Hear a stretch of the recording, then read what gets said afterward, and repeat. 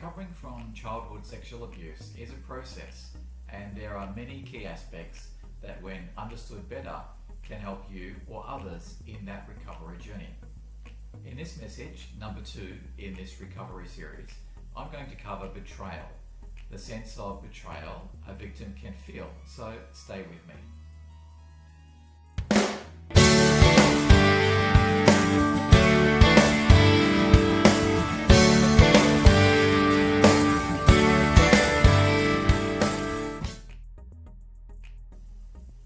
My name is Bruce.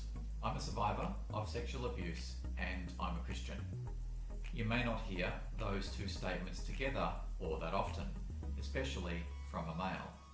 And probably that's even rarer in church life, of which I've been in senior leadership roles for a couple of decades.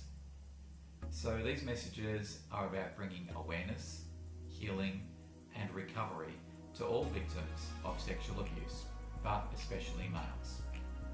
It's about going from victim to survivor to thriver. Before we get into this content, I need to advise you of my disclaimer. I'm not a medical professional, but what I intend to share is what has helped me over the years. Like myself, you need to determine what you feel is helpful and suitable for you. Betrayal can be a powerful feeling a recovering victim of childhood sexual abuse can feel. This message will cover that, but also make sure you've viewed the previous messages on guilt, which is in this recovery series. Other messages that follow after this one on betrayal are suppressed emotions and feelings, relating to others, trust, acting out, recovery elements, personal impact, the recovery process, triggers, support strategies, gender-specific dynamics, self-harm. So work your way through each of these messages as and when you feel ready to. So betrayal. It can be one of those feelings that sneaks up on you as you work your way through your recovery.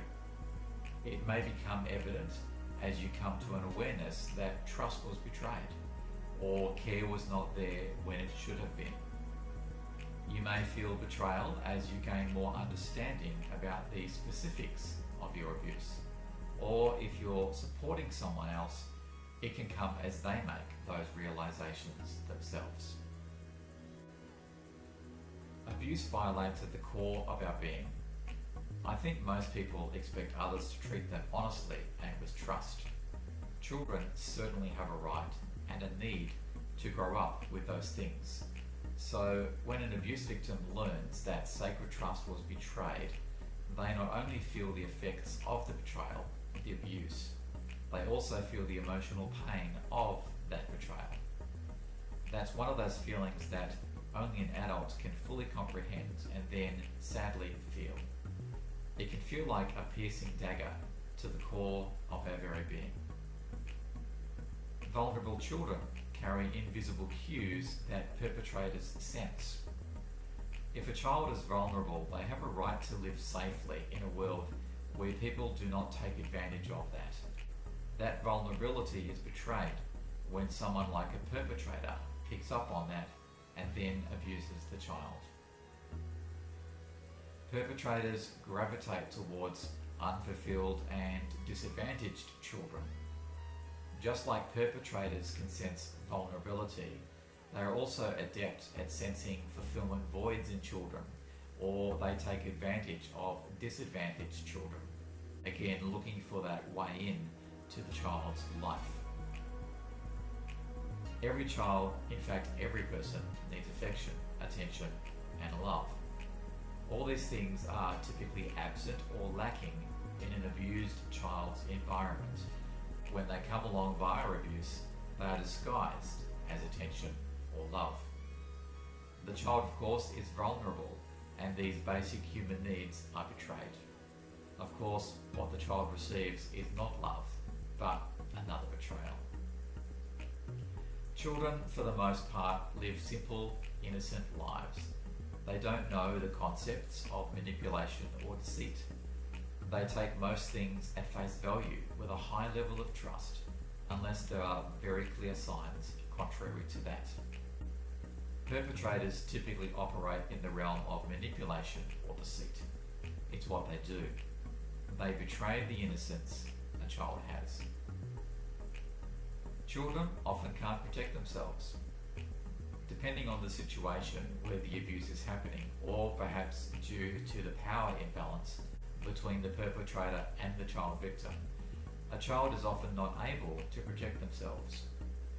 If the abuse is happening in a family environment or in the company of a trusted leader or influencer, then the child's defences could be down, or they may be physically incapable of stopping the abuse. Children often can't stop the abuse then because of where it's happening or who is doing the offending. They can be in an impossible situation, not wanting to have happen what is happening and being powerless to stop it. Often abuse festers in dysfunctional families. The family place should be a safe place, but when abuse happens there, then clearly it is not safe. Abuse often takes place in families where there are high levels of dysfunction. That's not to say dysfunction equals sexual abuse, but if there's sexual abuse there, then there is most likely dysfunction. A common dynamic of abuse within a family is that secret things aren't spoken about, and the sexual abuse falls under that category. It's never said as such, it's just known and understood. Many feel if they had spoken about the abuse as a child, they would not have been believed. Most sexual abuse against children is committed by either family members or trusted people in the community. Because of that, these people have an almost natural immunity against abuse allegations, and many child victims pick up on that. They may have even tried to speak up, but if they're met with disbelief, then they probably won't try again, even if the abuse continues. That betrayal actually becomes real for them. They tried to ask for help, but it was denied. They were betrayed in their time of need. In abusive family environments, outside influences are often tightly controlled. What does that mean? Well, if the abuse is happening in the family, the perpetrator may try to isolate the child from any opportunities to tell others what is happening. Feeling unloved can set you up for all kinds of lies and dysfunctions as a child. If a child has a sense of feeling unloved, then they are extremely vulnerable to lies, manipulation, and dysfunctional ways of having those needs supposedly met.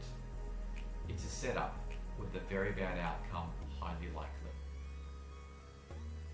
If we think of our human bodies and a major injury to an eye or an ear or a limb which ends up restricting our mobility, then the fact that it only happened once doesn't limit the effect.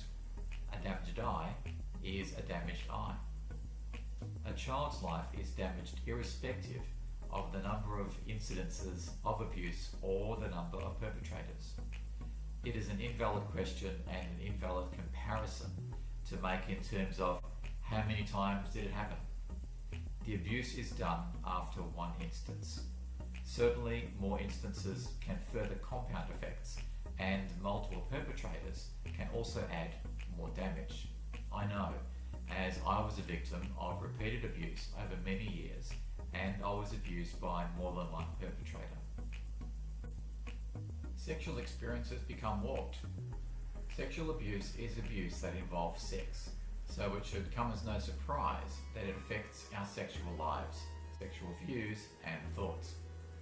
There are so many variables here that I can't get into this message, but impact areas around sexuality to be mindful of are the gender of the abuser and the victim, what exactly took place sexually, the attitudes around sex in the family, and then the flow-on effect in the sexual life of the victim long after the childhood abuse may have ended. Grief proves the abuse hurt, it mattered. If you've encountered the loss of a loved one through death, then you probably know what grief can feel like. You experience grief when you understand and feel a sense of loss. Understanding the nature of your own sexual abuse, if you're a survivor, then will most probably create feelings of grief. You have lost something real. You've lost an innocence, and you've been robbed of discovering your own sexuality in your own way, in your timing, by choice, your choice. Now, I don't know your thoughts about God and the Bible. I'm a Christian, and Jesus is a big part of my life, and so I find reading the Bible helps me a lot, especially as I learn about God's heart towards me. In that, I've also learned how much He cares about children and what happens to them. Here's an example for you from Mark chapter 9 and verse 42, which says, "And if anyone causes one of these little ones who believe in me to sin, it will be better for him to be thrown into the sea with a large millstone tied around his neck." Wow. That's Jesus saying, keep your hands off the children. Don't harm them. You'll be in big trouble if you do, because I love them so much and they are so special. Please believe me and accept that you were and are special. You were special as a child, and you are special now as an adult. Yes, you were betrayed, and that wasn't a little thing, but I'm here to be a part of that recovery process for you, along with many others. People like all of the authors' books that I've read over the years, and I've listed those on my Facebook site. So that's an insight into betrayal, how a survivor comes to the place of feeling that and the reasons why. The next message in this series on recovery, message number 3, is suppressed emotions and feelings. So thank you for joining me with this content. It's always my intention that this helps you or helps you to help others. In addition to other content like this, I wanted to make sure that you know I have an introduction clip and also my personal testimony. I encourage you to hit the subscribe button and the bell icon so that you are notified when additional content is available. Perhaps a little strange on a channel like this is the like button, but I'd ask you to press that if you have found the content helpful. I hope you join me again soon.